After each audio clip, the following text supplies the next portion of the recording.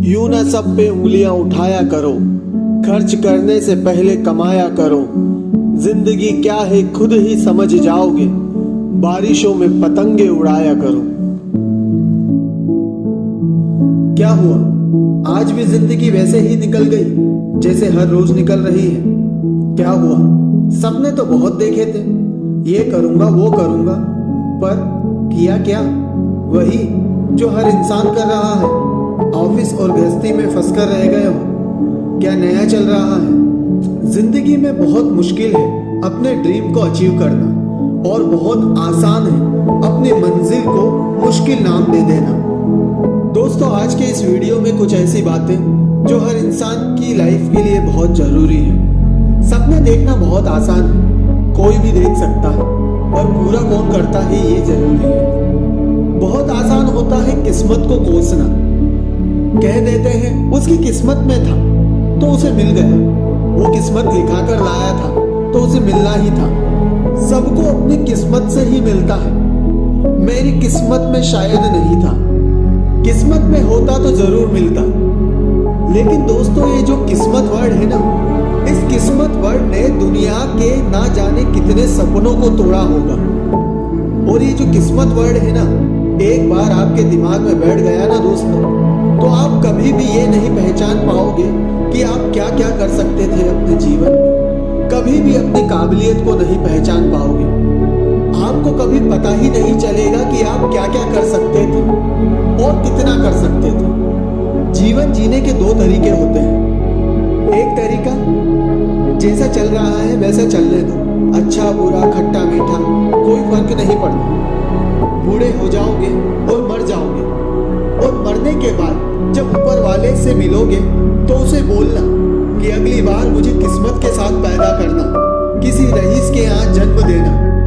और दूसरा तरीका है उसी जीवन में रहकर सब कुछ हासिल करना जो तुम करना चाहते हो। लेकिन आपको सबसे पहले भूलना पड़ेगा ये जो किस्मत वर्ड है।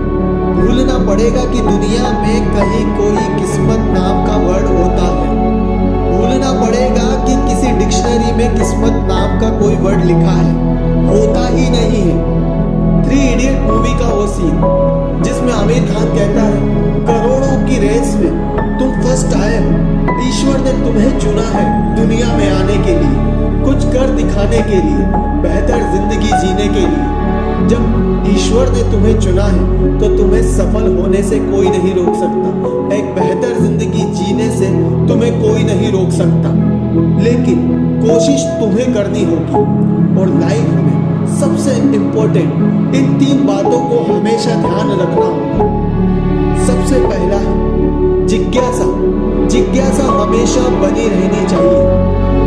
जिंदगी में जिज्ञासा का होना बहुत जरूरी है। जिज्ञासा होगी तो ही लाइफ में बहुत कुछ सीखने को मिलेगा। जिज्ञासा होगी तो ही पता चलेगा कौन हो तुम, क्यों आए हो इस दुनिया में, तुम्हारी जिंदगी का उद्देश्य क्या है, तुम्हें क्या करना है, क्या नहीं करना है। न्यूटन को जिज्ञासा हुई, पेड़ से सेब गिरता है तो सीधा ही क्यों गिरता है, इधर उधर आड़ा तिरछा क्यों नहीं गिरता। और न्यूटन की इस जिज्ञासा ने गुरुत्वाकर्षण का नियम ही सुलझा दिया। ये न्यूटन की जिज्ञासा ही थी, और इस जिज्ञासा ने गुरुत्वाकर्षण का नियम ही सुलझा दिया था। और आज हमें एरोप्लेन, सैटेलाइट, बहुत कुछ मिला है केवल इस जिज्ञासा की वजह से। न्यूटन को जिज्ञासा हुई थी तो ही आविष्कार हुआ और दुनिया को बदल देने की शुरुआत हुई। इसलिए जिंदगी में हमेशा जिज्ञासा बनी रहनी चाहिए। पूछिए, स्टडी कीजिए, हमेशा सीखने के लिए प्रयत्न करते रहिए। मेरा मानना है आपका जीवन कम पड़ जाएगा, लेकिन आप सब कुछ सीख नहीं पाओगे। एक बार की बात है, नोबेल पुरस्कार विजेता भारत की शान गुरु रविंद्रनाथ टैगोर जब अपने अंतिम समय में थे, तब उनसे मिलने क्षितिज मोहन सेन जी पहुंचे। मोहन सेन जी ने अपने गुरु की आंखों में आंसू देखे। आंसू देखकर उन्होंने गुरु से कहा, गुरुवर, क्या तुम्हें मृत्यु का भय है? तब रविंद्रनाथ टैगोर जी ने जो कहा, आप सुनकर हैरान हो जाएंगे। गुरु रविंद्रनाथ टैगोर ने कहा, नहीं, मुझे मृत्यु का भय नहीं है, बल्कि अफसोस है। हे ईश्वर, आपका सागर बहुत विशाल है, और मुझे अफसोस है इस महासागर में से मैं कुछ बूंदों का ही रसपान कर पाया हूँ। मैं थोड़ा बहुत ही सीख पाया हूँ आपकी इस पृथ्वी से। इतने महान, इतने बड़े व्यक्ति ने जब ये कहा है तो आप सोचिए आपने और हमने क्या सीखा, कितना सीखा। हमारे सीखने की लालसा, हमारे सीखने की भूख कभी समाप्त नहीं होनी चाहिए। हमेशा जिज्ञासा बनी रहनी चाहिए। जिज्ञासा के बाद आता है सबसे महत्वपूर्ण पार्ट, धैर्य, पेशेंस।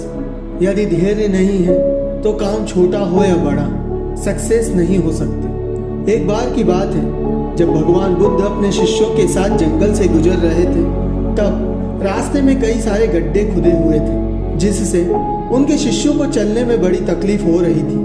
जब शिष्य ने भगवान बुद्ध से पूछा कि यहाँ इतने गड्ढे क्यों हैं और किसने किए होंगे, तब भगवान बुद्ध ने उत्तर दिया, जरूर कोई पानी की तलाश में यहाँ गड्ढे खोद रहा था। जब एक गड्ढे से पानी नहीं निकला तो उसने दूसरा खोदा होगा, और जब दूसरे गड्ढे से पानी नहीं निकला तो उसने तीसरा गड्ढा खोदा होगा।